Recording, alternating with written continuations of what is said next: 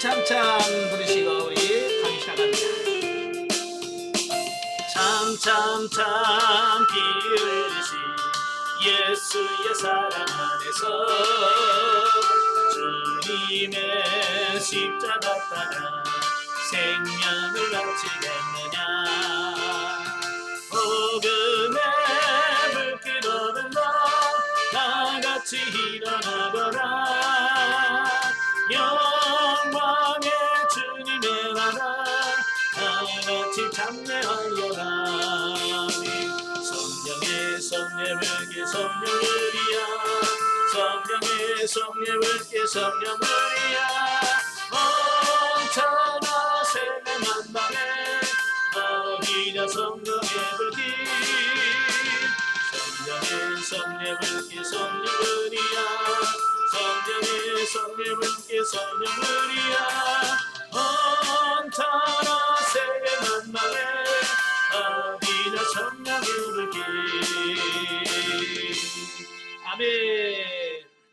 기도하겠습니다.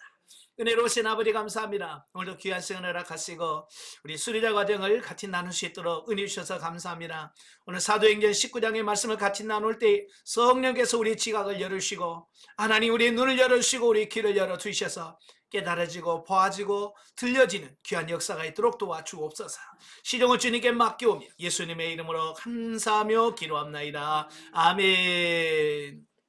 예, 시간월이 사도행전 19장입니다. 69강입니다. 예, 19장을 보면 에베소 사역 도중에 생긴 일과 디모데 파송과 데메드리오 소요 사건에 대한 말씀을 하고 있어요. 자, 1절부터 7절까지 보면 에베소의 그 성령 강림에 대한 말씀을 하는데요. 자, 우리 성경을 한번 읽겠습니다. 1절부터 사도행전 19장 1절부터 7절을 우리 같이 한번 보죠. 자, 1절부터 19장 1절부터 7절 다 같이. 아볼로가 고린도에 있을 때에 바울이 윗지방으로 다녀 에베소에 와서 어떤 제자들을 만나 이르되 너희가 믿을 때에 성령을 받았느냐. 이르되 아니라 우리는 성령이 계심도 듣지 못하였노라. 바울이 이르되 그러면 너희가 무슨 세례를 받았느냐. 대답하되 요한의 세례니라. 바울이 이르되 요한이 회개의 세례를 베풀며 백성에 말하되 내 뒤에 오시는 이를 믿으라 하였으니 이는 곧 예수라 하거늘. 그들이 듣고 주 예수의 이름으로 세례를 받으니 바울이 그들에게 안수하며 성령이 그들에게 임하심으로 방언도 하고 예언도 하니 모두 12사람쯤 되니라. 아멘. 자, 오늘 이 말씀은 에베소에 임하신 성령 강림에 대한 말씀을 하셔요. 그래서 본문을 에베소의 오순절 사건이라고도 부릅니다. 바울은 에베소에서 2차 전도 여행을 마무리하면서 이 에베소에 들렸어요. 에베소 들리면서 뭐라고 그래요? 하나님께서 허락하시면 내가 다시 오겠다라고 하는 약속을 합니다. 그리고 예루살렘에 귀환하게 되죠. 예루살렘 왔다가 어때요? 3차 전도여행을 떠나면서 그는 바로 어디로 가냐면 에베소로 가는 거예요. 이거 여기서 보면 우리에게 교훈해 주는 게 뭐냐면 사람은 약속을 하면 뭐 해야 돼요? 지켜야 된다는 것을 가르쳐 주고 있어요. 사람 참 약속 안 지킵니다. 그죠? 철떡같이 그렇게 하겠습니다. 그래놓고 안 해. 그는 신용을 잃어버리거든요. 바울은 내가 하나님이 허락하시면 오겠다라고 약속해놓고 바로 그 약속을 지키는 거죠. 그런데 그가 약속대로 그 에베소에 갔을 때 문제가 뭐냐면 에베소에 당도한 바울이 에베소 성도들을 바라보는 순간 뭔가 이상하다는 걸 느끼는 거예요. 뭔가 진짜 같지 않다는 거죠. 그건 뭐냐, 영적인 예민함, 민감함을 가졌기 때문에 그런 걸 알 수 있는 거죠. 그죠? 그래서 그들에게 묻습니다. 너희가 믿을 때 성령을 받았느냐? 이건 뭘 말합니까? 그 사람의 영적인 상태나 이런 상태를 정확하게 진단하고 알 때에 뭐가 나와? 처방이 나오는 거예요. 의사들이 제일 난감한 게 뭔지 아세요? 병명이 안 나오는 거예요. 검사를 하고 뭘 해도 이게 뭔 병이라는 정확한 진단이 안 나면 처방이 안 돼요. 아마 여러분 아파서 병원 가보면 병명이 안 나옵니다. 그러면서 스트레스성이라고 이렇게 하잖아요. 제일 의사가 골치 아픈 게 그런 거거든요. 뭘 모르면 진짜 뭐가 안 나와. 영적인 부분도 마찬가지예요. 내게 무슨 문제가 있는지 내가 알아야 거기에 대한 해답이 나오거든요. 예. 바로 바울은 영적으로 예민하고 민감하니까 어때요? 그들을 딱 보는 순간 아 이들에게 문제가 있구나 이걸 발견하게 되는 거예요. 이것은 뭘 말하냐? 영적으로 깨어 있어야 된다라고 하는 것을 말씀해주고 있는 거예요. 그래서 그들에게 성령을 받았느냐라고 말하죠. 그러니까 그들이 뭐라고 그래요? 우리는 성령이 있다는 소리도 못 들었다. 자, 왜 그럴까요? 왜 신앙생활 하는데 왜 성령의 계심도 모를까요? 예, 그를 지도했던 사람이 누구냐면 아볼로였어요. 아볼로는 성령을 경험한 사람이 아니었던 거예요. 오늘날도 마찬가지 목회자라고 다 똑같은 목회자가 아니거든요. 예, 성령의 은사를 경험하고 체험한 목회자가 있는가 하면 그걸 경험하지 못한 목회자로 있는 겁니다. 그러니까 방언 못하는 목회자들은 방언에 대해서 이야기를 못합니다. 왜? 자기가 경험하지 못했기 때문에 그 부분에 대해서 말을 못하는 겁니다. 영적인 부분도 마찬가지. 내가 경험하고 체험한 부분만 얘기할 수 있는 거예요. 이 아볼로는 지식으로 공부하면서 진리를 터득한 사람이에요. 그러니까 지적으로는 이해가 되는데 실제적으로 성령을 경험하지 못했기 때문에 그 이야기를 할 수가 없는 거예요. 그러니까 에베소의 성도들은 예수님을 믿지만 성령을 경험하지 못한, 그래서 성령에 대해서 이야기할 수가 없는 거예요. 그래서 바울이 그들을 불러놓고 그들에게 진리를 가르치고 복음을 진짜 가르쳐 주는 겁니다. 그러면서 세례에 대하여 가르쳐 주는 겁니다. 그리하여 그는 그들에게 성령 세례를 가르치고 예수님의 이름으로 세례를 받게 하고 그들에게 안수할 때에 거듭남의 체험과 성령께서 베푸시는 무한한 영적 은혜와 은사를 경험하게 되었다라고 하는 겁니다. 자, 여기서 우리는 물 세례는 결코 구원의 표징이 되지 못하며 구원은 오로지 예수 그리스도를 믿는 믿음과 예수 그리스도와 우리를 온전히 하나로 연합시켜주는 성령 세례를 통해서만이 가능하다는 사실을 깨우쳐 준다. 이게 굉장히 중요한 겁니다. 오늘 많은 예배소설을 보면 오늘날 우리 한국교회 성도들의 모습을 그대로 보는 것 같아요. 예, 예수 믿고 최소한 1년 되면 물세례를 받잖아요. 그죠? 물세례를 받으면 다 끝난 줄로 착각하는 거예요.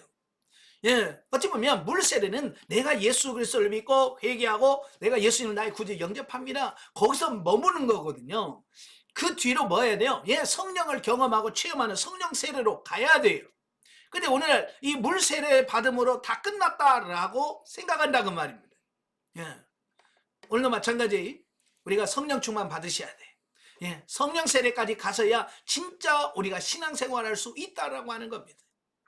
그래서 바울을 통해서 그가 안수를 통해서 성령을 충만을 받고 나서 이제 에베소 교회가 어떻게 돼요?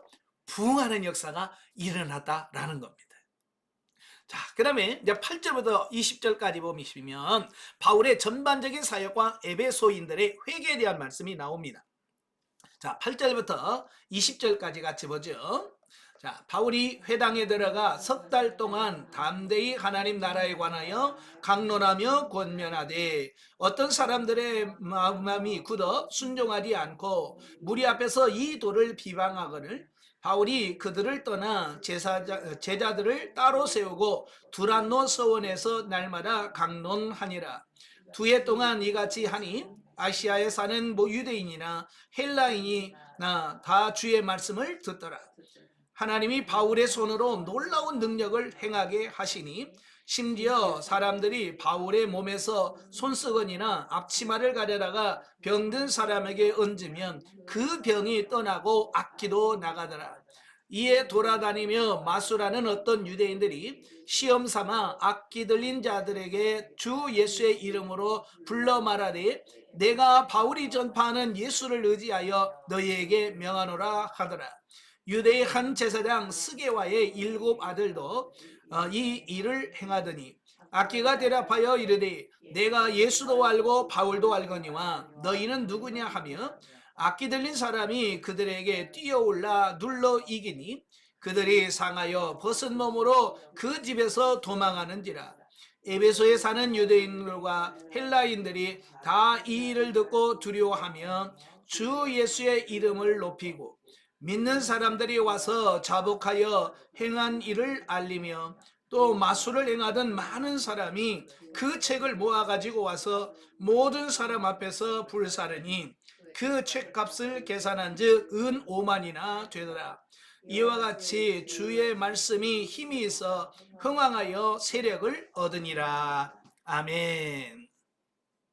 자, 바울도 이 에베소 도착해서 뭐 다른 지역과 마찬가지로 유대인의 회당에서 복음을 전했어요. 그래서 3개월 동안 열심히 그들에게 전도를 했는데 결국 3개월 만에 중단할 수밖에 없었습니다. 왜 그럴까요? 예, 또 유대인들이 반대를 하는 겁니다. 예, 유대인들이 반대하는 거예요. 그래서 결국은 회당에서 복음을 전하는 것을 중단하고 바로 그 옆에 있는 두란노 서원이라고 하는 곳에서 이제 하나님의 말씀을 강론하기 시작을 합니다. 예. 그래서 2년여 동안 아무런 방해를 받지 않고 복음을 전하는 에베소에 전하여 에베소는 물론이고 그 주변 지역에서 복음이 확산되는 결실을 거두게 되었다라고 하는 겁니다. 예. 자, 여기서 보면 하나님의 일하는 데는 반드시 뭐가 있느냐? 방해가 있다는 것을 말씀해 주고 있어요. 지금까지 사도 바울이 1차, 2차 전도여행을 하면서 사도 바울이 가서 고난 안 당하는 곳이 어디 있어요? 다 가는 곳마다 고난이 있었어요. 자, 이런 걸 보면 하나님의 나라가 세워지는 과정에서는 반드시 고난이라고 하는 과정을 거치는 게 필수였다라고 하는 거예요. 이 말은 무슨 말이냐면 오늘날 저와 여러분이 영성생활하고 신앙생활하는 과정 속에 당연히 고난은 온다. 네. 이걸 이상히 그래서 베드로도 그랬죠. 사도 베드로 너에게 고난이 오는 것을 이상한 일 당하는 것처럼 여기지 말라는 거예요. 당연한 것이 왔다. 마땅한 것이 왔구나라고 그걸 받아들여야지 그걸 이상한 일 당한 것처럼 보지 말아라고 하는 거예요. 그래서 우리가 고난이 와도 그것 때문에 낙심할 이유가 없다는 겁니다. 아시겠죠? 예. 11절부터 12절에 보면 바울이 하나님의 능력을 힘입어서 치유와 축사의 이적을 행하였는데요. 자, 여기서 치유와 축사의 이적은 예수 그리스도의 메시아적 사명, 곧 이 세상에서 악의 세력을 축출하고 온전한 하나님의 나라를 건설하는 일과 하나님 나라 확장을 위한 복음을 전하는 데 큰 성과를 이루게 된다라고 하는 겁니다. 예, 그러니까 바울에게 이런 기적과 이적이 나타나는 것은 단순히 바울의 능력을 나타내는 그런 차원이 아니라 하나님의 나라가 실제가 되어지고 하나님의 나라가 지금 역사하고 있다라고 하는 것을 증명하는 그런 의미다라고 말씀해 주고 있습니다. 그러면 누가복음 17장 21절부터 22절에 나오죠? 세례 요한이 감옥에 갇혀 있다가 제자들을 예수님께 보내는 겁니다. 그래서 뭐라고 묻냐면 당신이 진짜 우리가 기다리는 메시아 맞습니까? 아니면 우리가 다른 사람을 기다려야 됩니까? 라는 질문을 던져요. 근데 예수님께서 그 세례 요한의 제자들에게 뭐라고 말씀하냐면 야, 너 가서 너희들이 본 것을 그대로 얘기해라. 가난한 사람에게 복음이 전파되고 안진병이가 일어서고 소경이 눈을 뜨고 귀신이 떠나가고 가난한 자에게 복음이 전파된다라고 하는 이 사실을 전해라 라고 말합니다. 예수님께서 그들이 그 얘기를 맞아 내가 메시아야 라고 말하지 아니하고 바로 자기가 하고 있는 사역을 얘기하고 있거든요. 왜 그럴까요? 예, 이사야에서 이미 메시아가 오셔서 이런 일을 할 거다라고 예언하셨거든요. 그 예언한 사실이 지금 자기를 통해서 실제되고 있다. 이 말은 무슨 말이에요?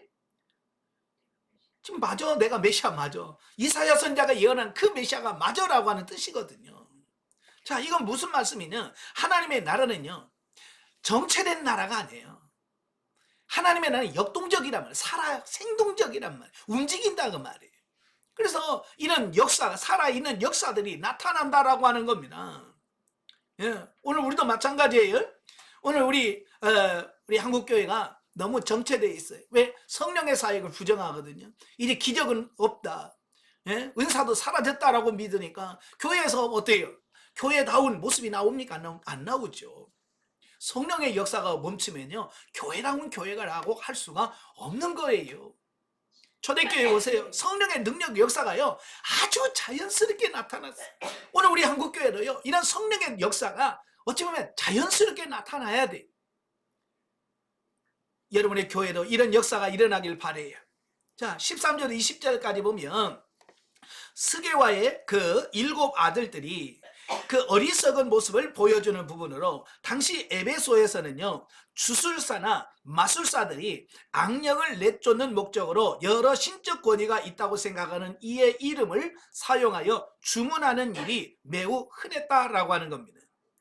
그러니까 이때 당시엔 주술사 또는 마술사라고 그러지. 예. 그래서 마술을 행하고 주술을 통해서 뭐 악한 영들 불러오기도 하고 막 이런 거 있단 말이에요. 그들은 주로 뭘 하냐면 힘 있다고 능력 있다라고 하는 그 신을 불러들임으로써 그 신의 힘으로 어떤 기적을 행하는 어떤 이런 부분들을 보게 됩니다. 자, 우리는 무당들 보면 다 똑같은 일로 생각하지만 무당들 세계에는요, 나름대로 계급이 있어요. 예, 무당들도 보면 자기들도 그들도 계급이 있거든요. 근데 그 무당의 계급은 뭐 경력으로 따지는 게 아니고 그 무당의 계급은 무당이 신내림을 받는다고 그러잖아요. 그 신내림을 받을 때 그 신이 어떤 신이냐? 예, 산신령 받으면 아주 높아. 근데 애기 동자 귀신 있잖아요. 동자신을 신내림 받은 사람은 저 밑에 급, 제일 밑에 급이에요. 그래서 그들 세계에도 아가야 그래. 나이가 많아도 동자신을 신내림 받은 사람을 아가야라고 불러요. 그러니까 그들은 자기가 모시고 있는 신이 얼마나 세냐가 그들의 급이 되어지는 거예요. 그러니까 그들은 어떠냐면 좀 더 센 신, 좀 더 높은 신을 자기 신으로 받아들이려고 하는 이런 경쟁 같은 게 있어요. 그들 세계에서. 마찬가지예요. 이 그들이 행하는 마술은 주로 어떤 능력 있는 신의 이름을 빌려서 어떤 이런 기적을 행하는 거거든요. 근데 바울이 행하는 기적을 보니까 대단하거든요. 이 주술과 마술은 다 눈속임이거든요. 마술은 다 속이는 거예요. 예? 자기들은 과학이라고 그럽디다. 예, 마술은 과학이다라고 하지만 사실은 결국 따지고 보면 다 눈속임이거든요. 예. 근데 사도 바울이 하는 것은요, 눈속임이 아니에요. 실제로 일어나는 겁니다. 실제로 귀신이 떠나가는 거예요. 실제로 병이 낫는 겁니다. 그러니까 이 마술하는 사람이 뿅 가는 겁니다. 왜냐면 자기들은 속임수거든요. 속임수인데 바울은 진짜거든요. 그러니까 속임수가 진짜를 만나면 항복할 수밖에 없는 거죠. 예, 그래서 많은 주술하고 마술사들이 자기의 마술책을 다 버리고 예수를 믿던 이유가 뭐예요? 자기들은 가짜였는데 사도 바울은 진짜를 행하더라는 겁니다. 근데 바울을 통해서 희한한 능력이 행했다고 그랬죠? 예, 바울이 땀을 닦는 손수건만 갖다 얹어도 귀신이 떠나가고 병이 낫고 막 그러니까 예, 자기들은 그런 거 못 하거든요. 예. 근데 실제적으로 일어나니까 그들이 어때요? 굴복할 수밖에 없는 이런 부분들을 보게 돼요. 그러니까 그 일을 보고 나서 그 제사장 스게와의 7 아들들이 자기들도 예수의 이름을 빙자하여 귀신을 쫓아내려다가 도리어 귀신 들린 사람한테 혼쭐이 나는 이런 사건을 보게 되는 거예요. 그러니까 그 소문이 쫙 퍼지니까 야, 이건 흉내내서 되는 게 아니구나. 여러분, 영적이고 신령한 것은요, 흉내로 되는 게 아닙니다. 예. 누가 이렇게 뭐 예를 들어서 안수하면서 뭐 했다고 나도 그렇게 한다고 되는 게 아니에요. 진짜 성령의 능력이 임해서 성령을 능력으로 행해야 그런 기적들이 나타나는 거지, 절대로 성령의 일은, 하나님의 일은 흉내로 되는 게 아니더라라고 하는 사실입니다. 예. 그래서 실제적으로 그런 일이 일어나. 그러니까 스게와의 7 아들의 사건을 통해서 소문들이 더 쫙 퍼지는 거예요. 야, 바울이 진짜다. 예. 그래서 에베소에 있는 수많은 사람들이 예수 그리스도를 믿고 심지어 그들이 마술책을 다 불사르는 겁니다. 이 마술책은 그 마술을 하는 그 책이거든요. 굉장히 이게 비싸요. 그때 당시도 아주 비쌉니다. 지금도 제가 마술하는 분을 안양에서 만났는데 그분들은요, 마술하는 기술 하나 있잖아요. 우리가 보통 뭐 비둘기 이렇게 내고 막 모자에서 막 이렇게 꽃 내고 하잖아요. 이런 건 아주 싼 거예요. 예. 그래서 아주 고급진 이런 마술들은요, 몇 천만 원씩 한대요. 예, 몇 억 한대요. 그 기술 하나 가르쳐 주고 배우는데. 예. 그러니까 그것을 기록해 놓았던 이런 책들은 굉장히 비싸게 거래가 되어지는데 예수 믿고 나니까 큰 가짜라는 걸 아니까 어때요? 다 불사르고 예수 그리스도를 믿게 되는 놀라운 역사가 있다. 이어서 성령의 역사가 나타나는 곳에서는 이런 강력한 능력의 역사가 나타나게 된다라고 하는 것을 보여주고 있습니다. 자, 21절부터 22절까지 보면 바울의 전도 계획에 대해서 말씀하는데요. 자, 21절부터 22절 보겠습니다. 자, 이 일이 있은 후에 바울이 마게도냐와 아가야를 거쳐 예루살렘에 가기로 작정하여 이르되 내가 거기 갔다가 후에 로마도 보아야 하리라 하고 자기를 돕는 사람 중에서 디모데와 에라스도 두 사람을 마게도냐로 보내고 자기는 아시아에 얼마 동안 더 있으니라. 아멘. 에베소에서 바울은 성공적으로 교회가 에베소 교회가 세워졌어요. 거의 3년이라고 하죠. 거의 2년 반 정도 에베소에 머물면서 그 에베소 교회를 세우는데 성공했습니다. 자, 그러자 바울은 거기서 안주하지 아니하고 바로 또 새로운 전도 여행을 계획하고 있습니다. 참 여기서 보면 바울은 신앙적 열정, 이랄까 복음의 열정이 얼마나 대단했는가라고 하는 것을 알 수 있어요.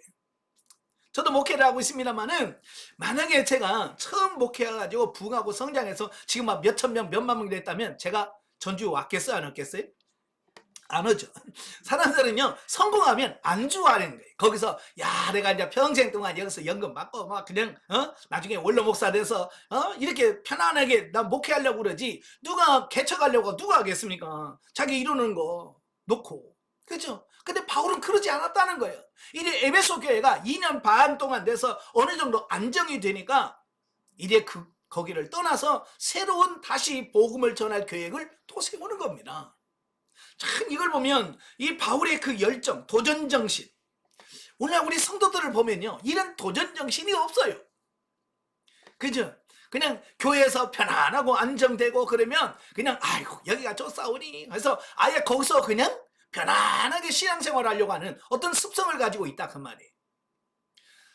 저도 많은 권사님들 만나면 그래요. 이제 본인 섬기는 교회가 어느 정도 크고 좀 안정됐으면 좀 가서 좀 작은 교회, 어려운 교회 가서 좀 섬기세요 라고 하는 말을 제가 자주 하거든요.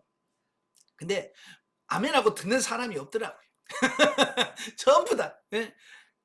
이제 뭐 나이도 있고 여보 내가 뭐 개척교회 가서 뭐 고생할 일 뭐 있어요. 여기서 그냥 편안하게 그냥 있다가 여기서 그냥 죽을래. 이런 분들만 있다. 좀 바울을 좀 본받아야 되는데. 그렇잖아요. 바울은 이제 3년 반 동안 해서 어느 정도 안정이 되면 거기 있으면 편안해요. 근데 바울은 편안한 걸 추구하지 아니하고 하나님의 나라 복음을 전하는 걸 위해서 다시 고난을 자청하더라는 겁니다. 오늘도 우리도 그런 믿음, 그런 정신이 도전 정신을 가져야 되지 않을까라고 하는 겁니다. 자, 그래서 바울의 전도 계획은 2차 전도 여행 당시에 들렸던 마게도냐와 아가야 지방을 들려서 2차 전도 여행에서 귀한 때와 마찬가지로 고린도의 겐그리아 항구에서 출항하여 예루살렘으로 갔다가 다시금 로마로 가고자 했다라고 하는 겁니다. 자, 여기서 바울이 예루살렘에 가고자 한 이유는 두 가지예요. 첫째는 뭐냐? 3차 전도 여행 결과를 보고하기 위함이고, 다른 하나는 그 마게도냐와 아가야 지방에서 모은 구제 헌금을 예루살렘 교회에 전달하기 위함이었다라고 하는 겁니다. 당시요 이 팔레스틴 지역에는 기근과 여러 가지 사건들 등에서 굉장히 어려움을 겪고 있는 시대예요. 특별히 이 예루살렘 교회 안에는 출교당한 성도들이 많았어요. 이스라엘 유대인들로부터 출교를 당하면 경제적인 어떤 이런 부분들이 완전히 끊긴 사람들이거든요. 어디 가서 일하려고도 일도 안 시킵니다. 뭐 물건 만들어서 팔려고도 사지도 않아요. 또 물건을 살려고 해도 팔지도 않고요, 사지도 않고요. 그러니까 경제 활동이 멈춰버리는 겁니다. 그러니까 유대인들이 출교를 굉장히 두려워하거든요. 근데 많은 이 교인들 중에 출교당한 사람이 많았어요. 그러니까 얼마나 어려웠겠어요, 교회가. 바로 그 소식을 듣고 구제연금을 하기로 했잖아요. 그래서 그 구제연금을 거둔 걸 가지고 속히 가서 그 예루살렘 교회를 돕고자 했다라고 하는 겁니다. 자, 그리고 바울이 예루살렘에서 로마로 가고자 한 이유, 그 이유는 로마를 유럽 전도의 전초 기지로 개척하고 로마 교회의 도움을 받아서 유럽 전도 여행을 떠나고자 했다라고 하는 겁니다. 당시 로마는 그 로마 제국의 수도예요. 어쩌면 로마라고 하는 전 제국을 움직이는 그런 곳이 바로 로마거든요. 사실 로마의 복음이 전파돼서 로마가 복음화되어야 어떻게 되겠어요? 그 영향력이 각처에 퍼지겠죠. 그죠? 자, 우리나라도 마찬가지예요. 모든 문화, 경제, 뭐 상업 모든 중심이 어디 있어요? 서울에 몰려 있잖아요. 수도라는 게 그래서 중요한 거거든요. 그래서 다 성공하면 어디로 가려고 그래? 예, 서울로 가려고 그래요. 왜? 서울로 가야 영향력을 그만큼 많이 할 수 있기 때문에 그래요. 사도 바울도 이 복음이 전 세계에 흩어지려면 수도인 로마가 복음화돼야 된다는 거예요. 그래서 바울은 어떻게든지 로마에 가서 복음을 전하려고 한 거예요. 예. 자, 그러자 이런 계획을 바울을 해야 되는 유대인들의 음모로 인하여 일부 차질을 빚게 되었다. 자, 여기서 우리는 에베소에서의 성공에 그치지 않고 땅끝까지 복음을 전하고자 하는 바울의 뜨거운 열정을 보게 된다. 자, 우리도 현실에 안주하지 말고 다 주님을 위하여 헌신하고 희생하고 도전하는 그런 사람이 되길 바랍니다. 예. 자, 23절부터 41절까지 봅니다. 자, 23절부터 41절까지 다 같이. 그때쯤 되어 이 도로 말미암아 적지 않은 소동이 있었으니 즉 데메드리오라 하는 어떤 은장색이 은으로 아데미의 신상 모형을 만들어 직공들에게 적지 않은 벌이를 하게 하더니 그가 그 직공들과 그러한 영업하는 자들을 모아 이르되 여러분도 알거니와 우리의 풍족한 생활이 이 생업에 있는데 이 바울이 에베소뿐 아니라 거의 전 아시아를 통하여 수많은 사람을 권하여 말하되 사람의 손으로 만든 것들은 신이 아니라 하니 이는 그대들도 보고 들은 것이라. 우리의 이 영업이 천하해질 위험이 있을 뿐 아니라 큰 여신 아데미의 신전도 무시당하게 되고 온 아시아와 천하가 위하는 그의 위엄도 떨어질까 하노라 하더라. 그들이 이 말을 듣고 분노가 가득하여 외쳐 이르되 크다 에베소 사람의 아데미여 하니 온 시내가 요란하여 바울과 같이 다니는 마게도냐 사람 가이오와 아리스다고를 붙들어 일제히 연극장으로 달려 들어가는지라. 바울이 백성 가운데로 들어가고자 하나 제자들이 말리고 또 아시아 관리 중에 바울의 친구된 어떤 이들이 그에게 통지하여 연극장에 들어가지 말라 권하더라. 사람들이 외쳐 어떤 이는 이런 말을 어떤 이는 저런 말을 하니 모인 무리가 분란하여 태반이나 어찌하여 모였는지 알지 못하더라. 유대인들이 무리 가운데서 알렉산더를 권하여 앞으로 내어 밀어내니 알렉산더가 손질하여 백성에게 변명하려 하나 그들은 그가 유대인 줄을 알고 다시 소리로 외쳐 이르되 크다 에베소 사람의 아데미여 하기를 2시간이나 하더니 서기장이 무리를 진정시키고 이르되 에베소 사람들아 에베소시가 큰 아데미와 제우스에게서 내려온 우상의 신전지기가 된 줄을 누가 알지 못하겠느냐. 이 일이 그렇지 않다 할 수 없으니 너희가 가만히 있어서 무엇이든지 경솔이 아니하여야 하리라. 신전의 물건을 도둑질하지도 아니하였고 우리 여신을 비방하지도 아니한 이 사람들을 너희가 붙잡아 왔으니 만일 데메드리오와 그와 함께 있는 직공들이 누구에게 고발할 것이 있으면 재판날도 있고 총독들도 있으니 피차 고소할 것이요 만일 그 외에 무엇을 원하면 정식으로 민회에서 결정할지라. 오늘 무슨 까닭도 없는 일에 우리가 소요 사건을 책망받을 위험이 있고 우리는 이 불법 집회에 관하여 보고할 자료가 없다 하고 이에 그 모임을 흩어지게 하니라. 아멘. 자, 에베소 은장색의 소요 사건이 나오게 되어지는 거예요. 자, 보면은 20절에 이어지는 부분으로 바울이 에베소에서 성공적으로 전도 사역을 수행하고 있을 즈음에 발생한 그 은장색들과의 충돌 사건. 이 은장색은 누구냐면 금이나 은이나 굴이나 이 나무 같은 걸로 깎아서 우상을 만들어서 파는 사람들, 이런 사람들을 가리키는 거거든요. 지금도 그러잖아요. 절간이나 이런 데 앞에 가면 그 금색깔 조그마한 돌로 깎은 불상 같은 거 있잖아요. 이런 거 만들어 파는 사람들이 있잖아요. 바로 이제 그런 것들을 하는 사람들을 은장색이라고 말합니다. 자, 23절부터 27절에서 소동의 원인을 언급하고 있는데요. 본래 에베소는요, 아데미 여신을 숭배하는 굉장한 큰 신전이 있었어요. 그래서 길이가 120m, 넓이가 60m 되는 엄청나게 큰 신전이 있었습니다. 그래서 그 신전에 참여하기 위해서 수많은 순례객들이 그 찾는 곳이 에베소거든요. 때문에 이곳에서는 아데미 신상이나 그 신전의 모형을 제작해서 파는 사업들이 번창했다라고 하는 겁니다. 근데 문제는 사도 바울이 우상은 헛것이라 라고 전했고, 그래서 마술하는 사람들 다 예수를 믿고요. 하다 보니까 아무래도 그 사업이 안 되잖아요. 그죠? 예전에는 많이 그런 걸 샀는데 우상은 헛것이라고 하니까 그런 걸 누가 사겠어요? 안 사지요. 그러다 보니까 그들이 이제 돈을 못 버는 겁니다. 그래서 이 데메드리오라는 사람이 그 같은 직종의 사람들을 선동을 해가지고 이제 데모를 일으키는, 자, 이런 부분들이에요. 자, 표면적 이유는 바울의 복음 전도로 인하여 그들의 섬기는 아데미의 권위가 떨어지는 것을 방지하기 위함이라고 그랬죠. 바울 때문에 우리의 신의 권위가 떨어졌다. 이제 표면적으로는 그래요. 그러나 실상 내면적인 진짜 이유는 뭐예요? 돈 때문이죠. 그죠? 돈벌이가 안 되니까, 먹고 사는데 지장이 있으니까 그걸 핑계 삼아서 데모를 하는 거잖아요. 자, 우리도 마찬가지예요. 표면적인 이유와 내면적인 진짜 본질적인 문제를 정확하게 아는 게 중요한 거예요. 우리도 어떤 사건이 벌어지면 우리는 표면적인 게 있고 내면적 진짜 이유가 있거든요. 많은 사람들은 표면적인 것만 보는데 우리는 볼 수 있는 내면적인 걸 볼 수 있어야 된다라고 하는 거예요.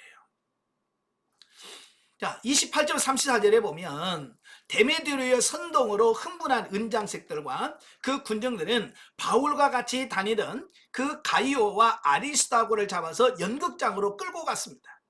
아마 이 가이오와 아리스타고는 에베소에 사는 사람들로서 사도 바울의 전도를 받아서 기독교로 개종한 그 에베소 사람이었을 것으로 우리가 추정을 하고 있는데요. 자, 그를 끌고 연극장으로 끌고 갑니다. 지금도 그 에베소에 가보면 그때 당시에 있었던 큰 연극장이 지금도 있습니다. 저도 지난번에 그 에베소에 그 성지순례 갔을 때 거기 가서 그 연극장에 가서 구경도 해본 적이 있거든요. 이에 바울은 동료를 구하려는 마음으로 극장에 들어가고자 하지만 바울의 친구들은 그의 안전을 염려하여 만류하게 되어집니다.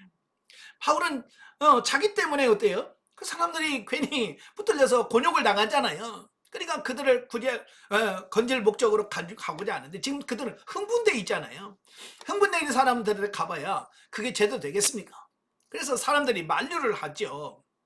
한편 군중심으로 흥분한 사람들은 영문도 모른 채 극장 안에 모여 있을 때, 그러니까 대부분이 뭐냐면 모여서 막 으쌰으쌰 하긴 하는데 뭐 때문에 모이는지 잘 몰라요. 왜? 누가 그럽니다. 뭐 장례식장 가서 막 한참 울다가 근데 누가 돌아가신 거예요? 나중에 그랬다는 얘기가 있잖아요. 네, 이 이유를 잘 모르는 거예요. 뭐 때문에 안지도 모르면서 그냥 으쌰으쌰 하니까 가서 으쌰으쌰 하는 거예요. 이게 군중심리라고 하는 거예요. 우리도 이런 군중심리에 하면 안 돼요. 우리는 군중심리가 아니라 진짜 진리 안에서 신앙생활하는 우리가 돼야 됩니다. 자, 유대인들은 그 군중들의 소동이 우상숭배를 금지했던 유대교에도 영향이 미칠 것을 두려워해서 유대인 출신의 알렉산더를 통해서 소요를 진정시키려고 하지만 그가 유대인인 걸 알고 더 흥분하는 결과만 나왔다는 거예요. 이것을 통해서 뭘 말하냐면 유대인들은 그 에베소에 영향력이 없다는 것을 보여주는 거예요. 여기서 우리는 맹목적인 종교심이 낳은 무지와 에베소 내에서 무기력한 위치에 있는 유대교의 실상을 잘 알 수 있다라고 하는 것을 보게 되어집니다. 그래서 세상에서 제일 무서운 게 뭐냐면 맹신이에요. 맹신.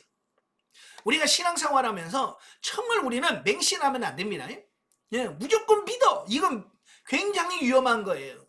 왜 믿는지, 어떻게 믿는지 이걸 정확하게 알고 우리가 믿는 성도들이 돼야 돼요. 근데 가끔 보면 교회 안에 이 맹신자들이 있습니다. 그냥 무조건 믿으라. 예, 그게 굉장히 위험한 거예요. 지금 여기도 맹신이 지금 이런 문제를 나오게 만드는 거잖아요. 저와 여러분 맹신자가 되지 않기를 바라요. 참 진리 안에서 바르게 알고 믿는 이런 신자가 되어야 돼요. 자, 35절 41절에 보면 에베소의 서기장이 이 소요가 불법 사태임을 알면서도 그들의 자존심과 종교심에 만족을 주면서도 합법적이지 않다는 것을 이해시켜 군중의 소란을 진정시킵니다. 참 여기 보면 이 서기장이 나오잖아요. 이 서기장이 굉장히 지혜로운 사람인 것 같아요. 예, 그래서 그 소요를 이렇게 잠재우는 이런 부분이죠. 자, 이렇게 바울이 복음을 전하는 모든 곳에서는 환난과 핍박이 따랐지만 점증하는 핍박의 비례에 복음도 왕성하게 전파되었다라고 하는 겁니다. 특히 핍박이 심했던 에베소 교회와 고린도 교회가 나중에는 견고한 지체로 성장하였음을 목도하게 될 때에 하나님의 뜻을 인간이 막을 수 없다는 것을 다시 상기하게 된다라고 하는 겁니다. 예, 그러니까 예수께서도 복음이 전파되는 곳에는 항상 뭐가 온다고 그랬냐면 고난과 핍박이 있을 거다라고 말씀합니다.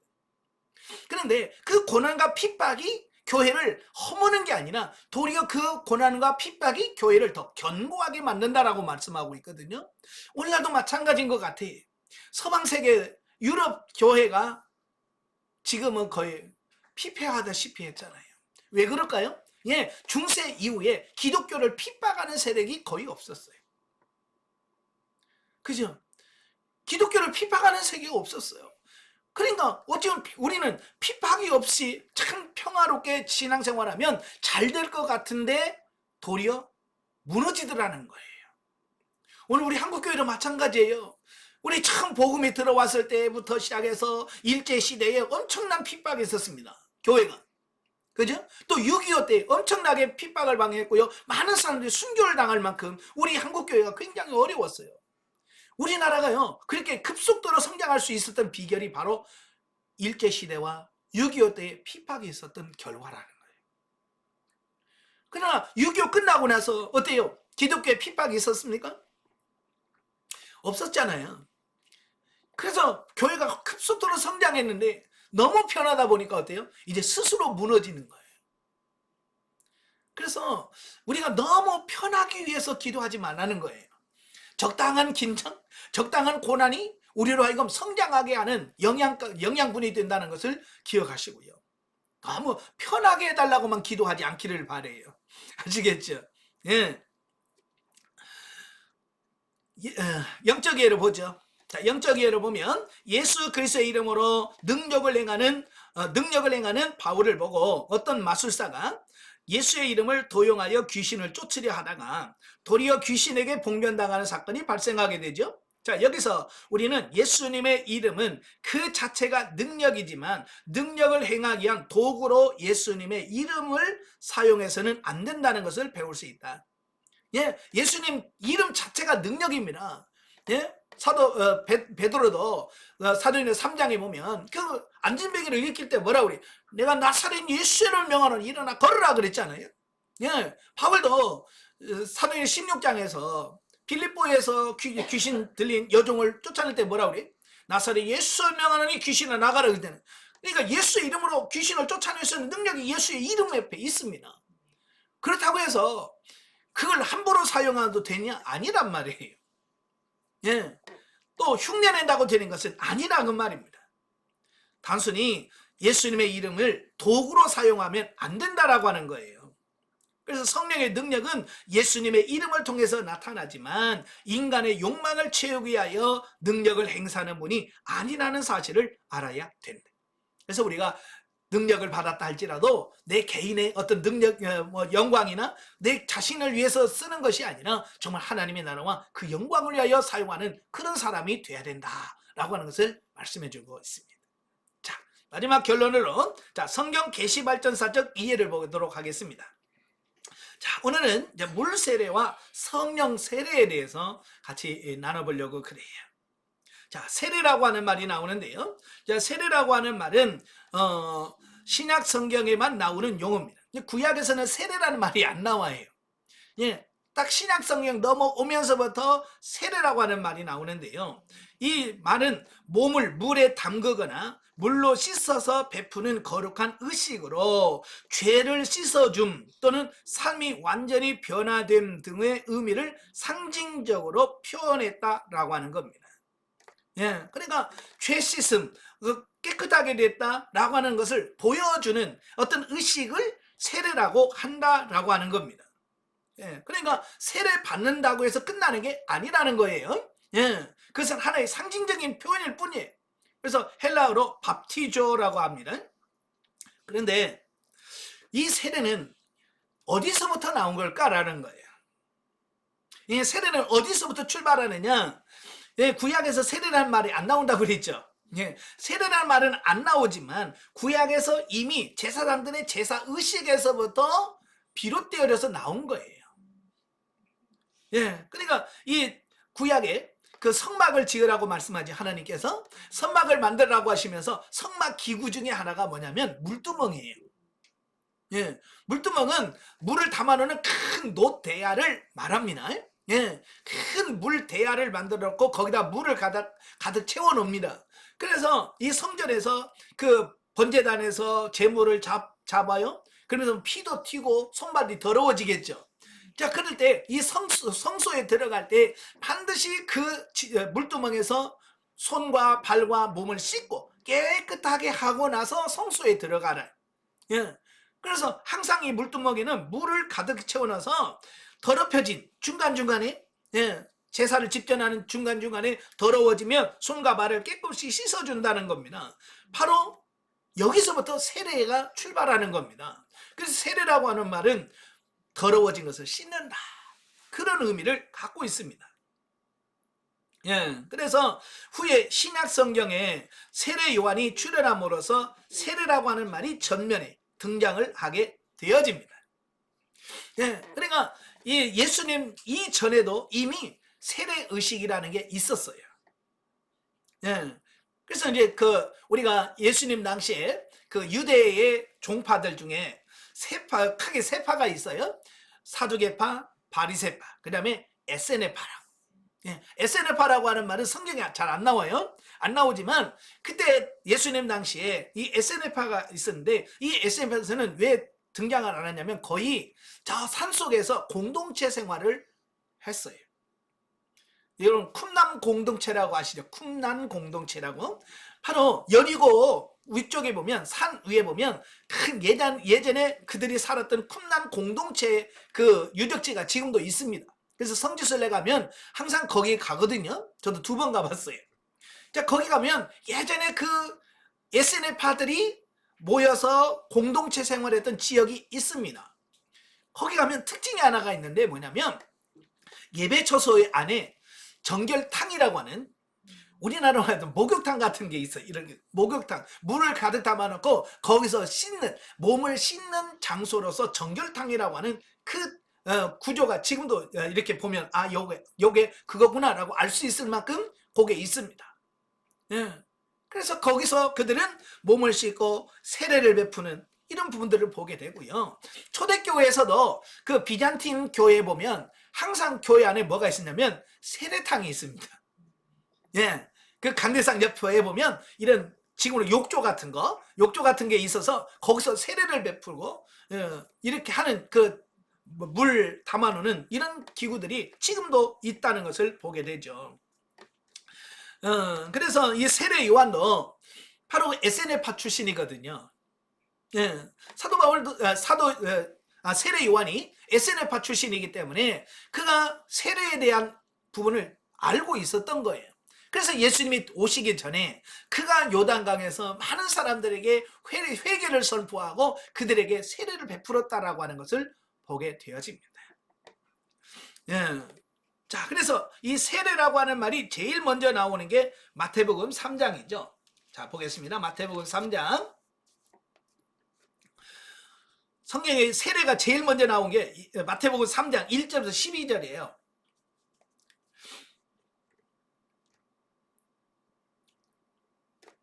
자, 우리 같이 한번 읽겠습니다. 1절부터 12절. 마태복음 3장 1절부터 12절 다 같이.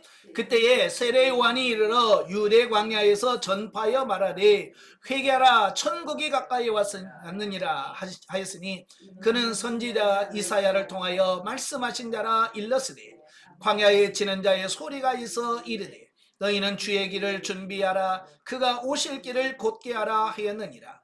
이 요한은 낙타 털 옷을 입고 허리에 가죽띠를 띠고 음식은 메뚜기와 석청이었더라. 이때에 예루살렘과 온 유대와 요단강 사방에서 그에게 나와 자기들의 죄를 자복하고 요단강에서 그에게 세례를 받더니 요한이 많은 바리새인들과 사두개인들이 세례 베푸는 대로 오는 것을 보고 이르되 독사의 자식들아 누가 너희를 가르쳐 임박한 진노를 피하라 하더냐. 그러므로 회개에 합당한 열매를 맺고 속으로 아브라함이 우리 조상이라 생각하지 말라. 내가 너희에게 이르노니 하나님이 능히 이 돌들로도 아브라함의 자손이 되게 하시리라. 이미 도끼가 나무 뿌리에 놓였으니 좋은 열매를 맺지 아니하는 나무마다 찍혀 불에 던져지리라. 나는 너희로 회개하게 하기 위하여 물로 세례를 베풀었거니와 내 뒤에 오시는 이는 나보다 능력이 많으시니 나는 그의 신을 들기로 감당하지 못하겠노라.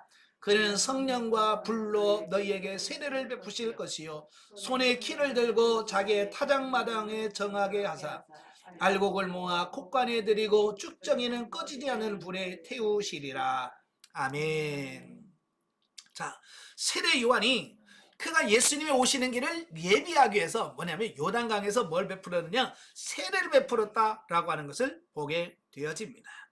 자, 여기서 세례라고 하는 말은 자기를 씻어서 깨끗게 한다라고 하는 어떤 이런 부분이죠. 그래서 세례는 자기의 죄를 씻는, 그러니까 몸을 씻지만 결국 죄를 씻는 것을 상징적으로 보여준 겁니다. 그래서 죄를 씻음으로 옛사람은 죽고 새사람이 되었다라고 하는 겁니다. 원래 이제 우리가 세례라고 하지만 원래는 침례라고 할 수 있겠죠. 침례는 뭐냐면 아예 물속에 푹 잠기는 걸 말합니다. 예. 그래서 뭐 침례나 세례나 같은 의미예요.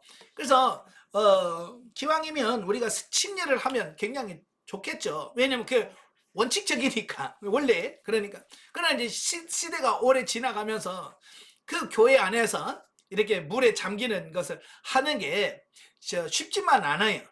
그래서 약식 세례라고 그러죠. 그래서 우리 머리 위에다가 성부와 성자와 성령의 이름으로 물을 뿌림으로써 이건 내가 물에 잠겼다라고 하는 것을 의미하는 이런 부분을 보게 됩니다. 그래서 세례라고 하는 것은 옛사람이 죽고 그리스도와 더불어 새롭게 내가 다시 산다라고 하는 의미를 갖고 있다라고 하는 겁니다. 그래서 나중에 사도 바울도 바로 이 세례라고 하는 이 부분을 굉장히 많이 강조를 합니다. 자, 그리고 13절부터 17절까지 보면 두 번째, 예수님이 요한에게 세례를 받으셨다라고 하는 거예요. 자, 거기 보겠습니다. 13절부터 17절 다 같이. 이때에 예수께서 갈릴리로부터 요단강에 이르러 요한에게 세례를 받으려 하시니 요한이 말려 이르되 내가 당신에게 세례를 받아야 할 터인데 당신이 내게로 오시나이까. 예수께서 대답하여 이르시되 이제 허락하라. 우리가 이와 같이 하여 모든 의를 이루는 것이 합당하니라 하시니 이에 요한이 허락하는지라. 예수께서 세례를 받으시고 곧 물에 올라오실새 하늘이 열리고 하나님의 성령이 비둘기같이 내려 자기 위에 임하심을 보시더니 하늘로부터 소리가 있어 말씀하시되 이는 내 사랑하는 아들이요 내 기뻐하는 자라 하시니라. 아멘. 자, 예수님도 이제 공생애를 시작하면서 제일 먼저 하신 게 뭐냐면 세례를 받으셨다라고 하는 겁니다. 자, 여기서 중요한 것은 원래 이제 이 세례라고 하는 것은 죄인들이 자기의 죄를 씻기 위하여 하는 의식이 세례거든요. 자, 예수님은 세례 받을 필요가 있을까요, 없을까요? 없지요. 왜? 예수님은 죄가 없으신 분이에요. 죄가 없으시기 때문에 예수님은 세례를 받을 이유가 없어. 그런데 예수님은 손수 자기가 세례를 받으셨다라고 하는 겁니다. 자, 그건 뭐냐면 스스로 죄가 없는 그분이 세례를 받으심으로 자기를 죄 있는 몸으로 바꾸셨다는 거예요. 왜? 그래야 우리 인간을, 죄인된 우리를 구원할 수 있기 때문에 스스로 죄가 없지만 우리 죄인이 되셨다라고 말씀하고 있는 겁니다. 예. 그래서 예수님의 세례는 우리에게 굉장한 의미를 주고 있습니다. 그래서 요한이 그러잖아. 아니, 내가 당신한테 세례를 받아야 되는데 왜 나한테 세례를 받으려고 하십니까? 라고 말하죠. 그러니까 뭐라 그래? 이같이 하여야 하나님의 의를 이룰 수 있다. 이게 하나님의 뜻이다. 라고 하니까, 아, 그래요? 그러면 해야죠. 라고 해서 예수님에게 세례를 베푸는 이 부분을 보게 되죠. 예. 그 다음에 세 번째가 마태복음 3장 11절인데요. 중요한 게 있어요. 3장 11절. 다 같이. 나는 너희로 회개하기 위하여 물로 세례를 베풀거니와 내 뒤에 오시는 이는 나보다 능력이 많으시니 나는 그의 신을 들기도 감당하지 못하겠노라. 그는 성령과 불로 너희에게 세례를 베푸실 것이요. 자, 여러분, 세례는요, 물 세례로 끝나는 게 아니라 바로 물 세례 뒤에 오는 예수 그리스도께서 행하시는 불과 성령과 불로 행하시는 또 다른 세례가 있다는 것을 말씀해주고 있는 거예요. 예. 그러니까 우리는 보통 물 세례 받았어요. 몇 년 몇 월 며칠 날 세례를 베풀었습니다. 받았습니다. 이렇게 말하거든요. 보통 교회는 세례를 언제 베푸냐면 부활절하고 추수감사절 때 보통 그 성례전을 행합니다. 그때 세례를 베풀거든요. 예. 그리고 세례 받은 걸로 끝냅니다. 그러나 세례 요한은 물세례의 한계를 이미 알고 있었어요. 그 물세례가 완전하지 않다는 걸 알았어요. 그래서 그는 나는 단지 물로 너에게 세례를 베풀 뿐이다. 그러나 내 뒤에 오시는 이는 성령과 불로 세례를 베푸실 것이다 라고 예언하고 있다라고 하는 겁니다. 그러니까 물세례에서 그치면 안 된다라고 하는 거예요. 진짜 세례는 물세례가 아니라 성령과 불로 받는 그 성령 세례가 더 진짜다, 이것을 말씀해주고 있다라고 하는 겁니다. 아시겠죠? 그러니까 어찌 보면 세례의 원조라고 할 수 있는 요한이 자기가 하는 그 물세례의 한계를 인정하고 있어요. 자, 그래서 바로 우리도 이 물세례 받은 걸로 족하면 안 돼요. 아시겠죠? 우리가 바로 물세례 뒤위에 받는 불세례, 성령 세례를 받아야 된다라고 말씀해주고 있습니다. 자, 그 다음에 마태복음 28장. 마태복음 28장에 보면 19절 20절 다 같이. 그러므로 너희는 가서 모든 민족을 제자로 삼아 아버지와 아들과 성령의 이름으로 세례를 베풀고 내가 너희에게 분만 모든 것을 가르쳐 지키게 하라. 볼지어다 내가 세상 끝날까지 너희와 항상 함께 있으리라 하시니라. 아멘. 자, 여기서 예수님께서 뭐라고 말씀합니까? 물세례 자체가 나쁘다는 얘기는 절대로 아니에요. 예, 물세례는 어찌 보면 성령 세례에 가기 위한 전제 조건이 된다. 그래서 예수님도 뭐라고 했어요? 땅끝까지 가서 모든 민족으로 제자를 삼아 아버지 아들과 성령의 이름으로 뭐라고 그래요? 세례를 베풀고 그랬어요. 여기서 말하는 세례는 어떤 세례일까요? 예, 물세례를 의미하죠. 예, 물세례를 초라. 이것은 물세례도 필요하다라고 하는 것을 말씀해주고 있습니다. 근데 거기서 끝나면 안 된다는 거예요. 물세례로 끝나면 안 된다. 예. 그래서 불세례로 넘어가야, 성령 세례로 넘어가야 된다라고 하는 것을 예수님도 인정하셨다라고 하는 겁니다. 자, 그래서 실질적으로 성령 세례, 예, 성령 세례가 임한 때가 어디냐면 사도행전 2장 1절부터 4절이에요. 자, 사도행전 2장 1절부터 4절을 보겠습니다. 자, 오순절날이 이미 이르매 그들이 다 같이 한 곳에 모였더니 호련히 하늘로부터 급하고 강한 바람 같은 소리가 있어 그들이 앉은 온 집에 가득하며 마치 불이 혀처럼 갈라지는 것들이 그들에게 보여 각 사람 위에 하나씩 임하여 있더니 그들이 다 성령의 충만함을 받고 성령이 말하게 하심을 따라 다른 언어들로 말하기를 시작하니라.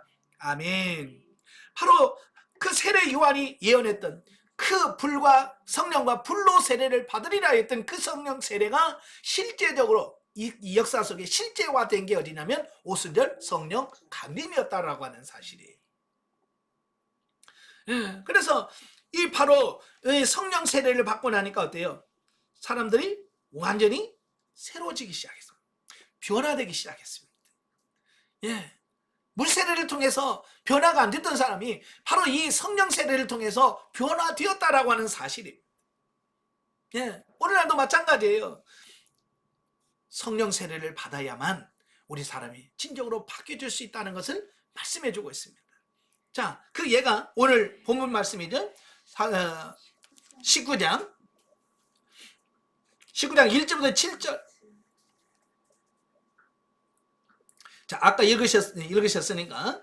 자, 그 에베소 교회는요, 물세례 받았습니다. 아볼로를 통해서 물세례를 받았어요. 그런데 성령 세례를 안 받으니까 어때요? 참된 신앙생활 할 수 있어요, 없어요? 없는 거예요. 그래서 사도 바울이 그들에게, 야, 너 성령을 받았느냐?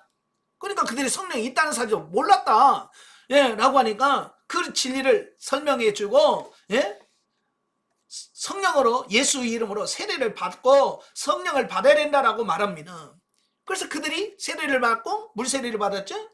그 다음에 안수하고 하니까 어때요? 성령이 그들에게 임함으로 방언도 하고 예언도 하니라. 바로 이걸 얘기하고 있습니다. 예. 그래서 물세례를 머물렀던 에베소 교회가 이제 바울의 복음 전도와 세례와 불세례를 통해서 그 에베소 교회가 다시 활성화되는 이런 놀라운 역사가 일어나게 됐다라고 하는 겁니다. 바로 이것을 통해서 오늘 우리에게 가르쳐주고 있는 게 뭘까요? 예, 물세례에서 멈추면 안 된다라고 하는 겁니다. 자, 오늘 계시발전사를 한번 보죠. 자, 세례는 물세례와 성령세례가 있습니다. 자, 예수님 당시에 뭐예요? 물세례죠. 누가 베풀었어요? 요한이 시작했죠. 예수님도 받으셨어요. 예수님도 받으셨고 예수님이 또 명령하셨어요. 세례를 베풀라. 그죠? 예수님도 세례를 명하셨어요. 자, 그리고 이 물세례로 끝나는 게 아니고 이 성령 시대의 오순절날에 뭐가 임했어요? 이제 성령 세례가 실제가 되어진 거예요. 사도 요한이 예언했던 내 뒤에 오시는 이는 성령과 불로 세례를 베풀리라. 자, 이 말씀이 실제적으로 이루어졌다라고 하는 사실을 말씀해 주고 있습니다. 그래서 지금 오늘날 우리 현재는 두 가지가 계속 병행되어서 이루어져야 됩니다. 뭐가 이루어져야 돼요? 물세례. 예. 보통 교회 출석한 지 1년이 되면 6개월 되면 학습을 받고 1년이 되면 물세례를 받잖아요. 바로 물세례를 받아야 돼. 근데 여기서 끝나는 것이 아니라 바로 뭐 하셔야 돼요? 예, 성령 충만, 성령 세례를 받으셔야 된다. 이게 동시에 올 수도 있고 따르게 올 수도 있지만 바로 오늘날 이 두 가지 물세례와 성령 세례가 병행돼야 된다. 이걸 우리에게 말씀해 주고 있는 겁니다. 그래야만 초대교회가 성장했던 것처럼 능력 있는 이런 교회가 될 수 있다라고 하는 것을 말씀해 주고 있습니다. 자, 밑에 결론을 보겠습니다. 자, 요한의 물세례는 예수님과 연합하여 죽고 예수님과 연합하여 다시 살아나는 것을 예표한다면, 그죠? 이 물세례는 뭐냐면 물속에 잠기는 것은 내가 옛사람은 예수와 함께 죽었다, 예수님 십자가 못 박힐 때 나도 같이 죽었다라고 하는 것을 의미하는 거예요. 근데 물속에 들어갔다 다시 나오는 것은 뭡니까? 이제 예수와 더불어 나는 다시 산다, 이것을 상징적으로 보여주는 거거든요. 예. 자, 그런데 성령 세례는 성령의 내주로 말미암아 우리의 옛사람이 죽고 새 사람으로 다시 살아나는 것을 의미한다.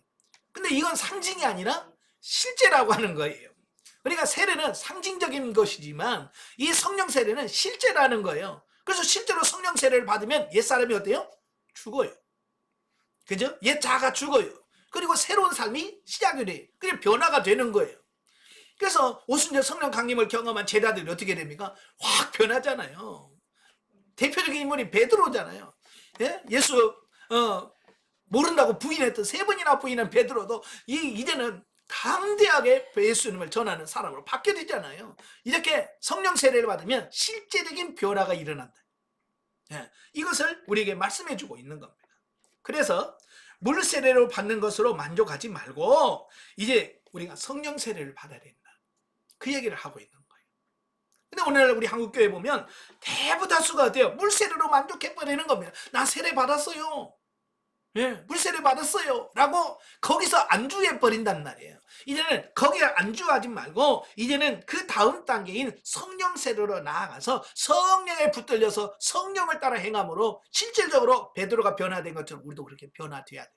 에베소 교회가 성령을 통해서 확 변화된 것처럼 우리도 확 변화되는 이런 역사가 이루어져야 된다는 거예요. 그러면 어떻게 해야 돼요? 성령 세례가 임하려면 반드시 뭐가 필요해요? 오순절에도 기도했어요. 그죠? 에베소 교회도 뭐예요? 기도했습니다. 그 역사적으로 쫙 보면 성령의 세례가 언제 임하냐? 기도할 때 임하더라 그 말이에요. 그래서 오늘날도 마찬가지예요. 우리가 기도하지 않으면